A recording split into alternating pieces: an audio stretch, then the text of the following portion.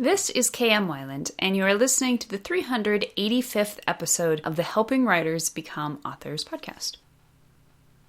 If you want an extra dose of inspiration for outlining your novel, I just recently got the chance to partner with the acclaimed email course site Highbrow for something fun and a little different.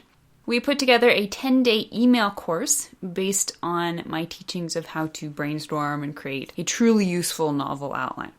After you sign up, you will receive one email a day for 10 days, each of which you should be able to read in 5 minutes or less. The emails walk you through all the major steps and considerations of creating a useful outline that encourages your creativity rather than inhibiting it. My course happens to be part of their premium program, which means you need to be a premium member to access it. However, the cool thing is that their premium subscriptions start at just $4 a month and give you access to all of their hundreds of email courses on many different educational topics. And even if you're not interested in the premium program, swing by their site. They offer tons of free email courses as well. The latest post on my site is how to write and not write expository dialogue. If you're having a problem with info dumping in dialogue, here's how to either fix expository dialogue or work your way around the need for dialogue altogether. To read the post, visit helpingwritersbecomeauthors.com. And now I hope you enjoyed this week's podcast entitled Most Common Writing Mistakes, Overly Complex Plots. Complex plots, good. Overly complex plots, not so good. Complex plots are the stuff of literary mastery. They can take a story beyond a single dimension into an intricate exploration of life.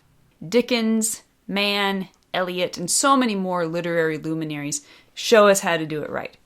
But do it wrong, and what we end up with is an incohesive and tedious tangle of barely connected plot lines that test readers' patience. If all of writing is a balance, this balance is nowhere more important than in juggling simplicity and complexity. Although you want to imbue your story with the warp and weft of a lushly woven complexity, you never want to draw attention to that complexity. It should arise so effortlessly from the tightness of your narrative that readers never stop to think, wow, this is complicated. So how can you accomplish a beautifully balanced complexity of plot? And just as importantly, how can you tell when you've strayed past admirably complex plots into overly complex plots? These are good questions. And that, of course, means they have very good answers. Following are 4 reasons you might be writing overly complex plots. Reason number 1, you're telling more than one story. You will never end up with an overly complex plot just because. Story theory itself will help you spot the threshold separating good complexity from even just a little too much. The first thing we have to ask is what constitutes a whole story? How do you know when you've gone beyond telling one story to telling more than one?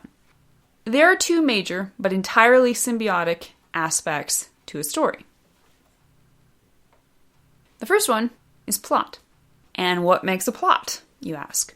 That would be the central conflict. The protagonist, or a group of protagonists, have a central goal toward which they're moving, which in turn is blocked by the conflict created by the antagonistic forces' obstacles to that goal. Think of that goal as a finish line at the end of your story. That's the one thing the characters are primarily working toward in this story. The moment they either definitively gain or forfeit it, the main conflict ends, and so does the plot. Now the second thing is theme. Out of plot arises theme.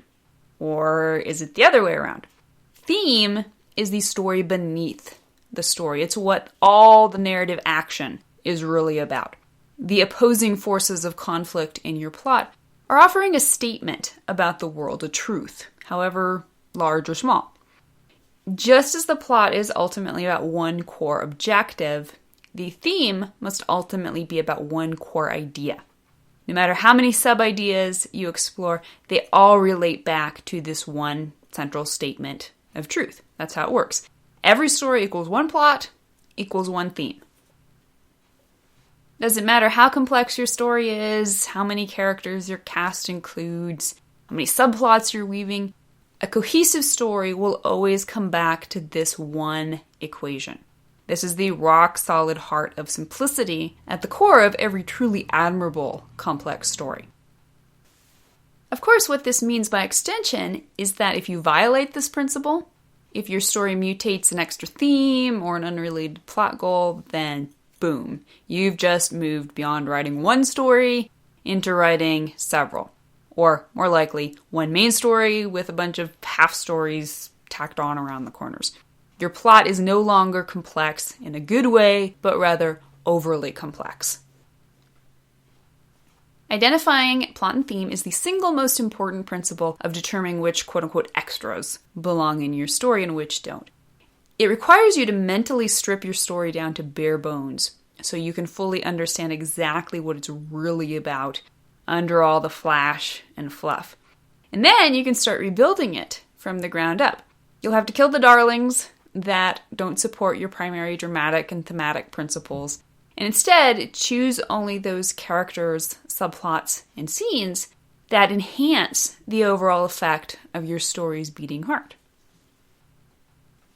Reason number 2, you're confusing readers. Aligning your plot and theme is the foundation of complex plots that work. But you can get your foundation right and still end up with a plot that feels overly complex. The bottom line, if you're confusing readers, you need to streamline things. Reader confusion could arise from any number of issues within your story. Number 1, poor plotting. Plotting is about more than just identifying and streamlining your primary dramatic principle.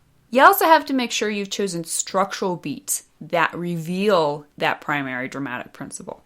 Your 7 major structural moments: the inciting event, the first plot point, the first pinch point, the midpoint or second plot point, the second pinch point, the third plot point, and the climax. These create the backbone of your story. They reveal what your story is about. This means every single one of them needs to be about your primary plot. If not, you're sending mixed signals about which of the plot lines in your story is the main plot line. And more than that, if you're neglecting your main plot at any of these structural moments, it means it's going to appear as an incomplete equation and will fail to be as strong as it should be if it doesn't fail altogether. Number 2, poor foreshadowing. You might also be creating the impression of an unnecessarily complicated plot by failing in either planting or paying off your foreshadowing. Think of the two halves of your story as reflections of one another. To create a cohesive overall picture that makes sense and seems simple no matter how many working pieces it uses, those two halves must mirror one another. What is set up in the first half must be paid off in the second. What is paid off in the second half must be set up in the first. Otherwise, your story ends up with loose ends jagging out all over the place, poking holes in your reader's suspension of disbelief, and cluttering their minds with unanswered questions and cognitive dissonance. And number 3, poor writing. Your story may end up seeming overly complex, not because of any inherent problems in the plotting, but simply because of how you're presenting the plot. Unclear writing obfuscates the clean lines of your plot, making it seem more complicated and cluttered than it really is. For example, all of the following may trip readers up: poor use of POV via both head hopping and simply choosing the wrong narrative perspective for certain scenes, poor dissemination of backstory, especially character motivations, and poor conveyance of linear clues, whether you're writing a mystery or not. Once you have a clear understanding of your plot and theme, make sure you're telling it in the smartest and most straightforward way possible. Always measure your choices of structural beats and POV against your main dramatic and thematic principles. And then seek out objective beta readers who can help you learn whether you're conveying your through line as clearly and powerfully as possible. Reason number 3. you're making things more complicated than they need to be. I find this one starts tripping most authors up around about their second or third novel. By that point, we start feeling we've really got a handle on this writing thing. Ergo, we must be ready to move on to something truly complex, intellectual, even James Joycean. We don't want to write a simple little story. We want something admirably complex and deep. So, we start throwing in stuff for the sake of stuff. Kind of like using big words just for the sake of big words. We go out of our way to create a complicated, twisty-turny plot with tons of character and extremely complicated, sometimes even contradictory, motivations and goals. Not to mention misdirection and red herrings galore. Now, there's nothing wrong with any of these things in themselves. They all work together to create deliciously deep and chewy stories. But only when they work.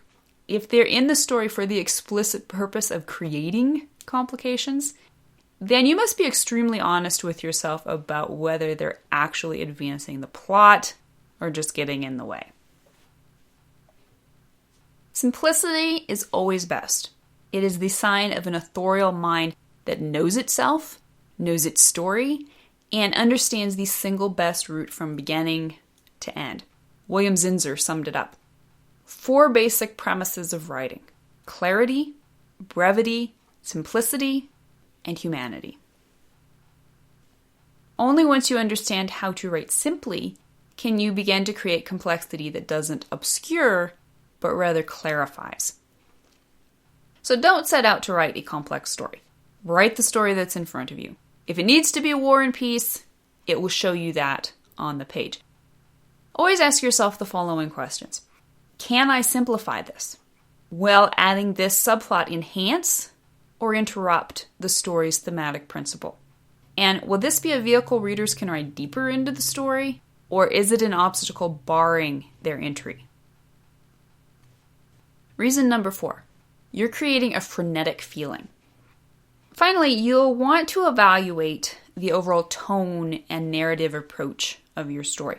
The way in which you organize your scenes and multiple narrators, as well as your pacing, will affect the overall feel of your story. Your goal should be to make even the most legitimately complex of stories feel as simple as possible. It's true, multiple narrators and a fast pace are more likely to contribute to an overall frenetic feeling.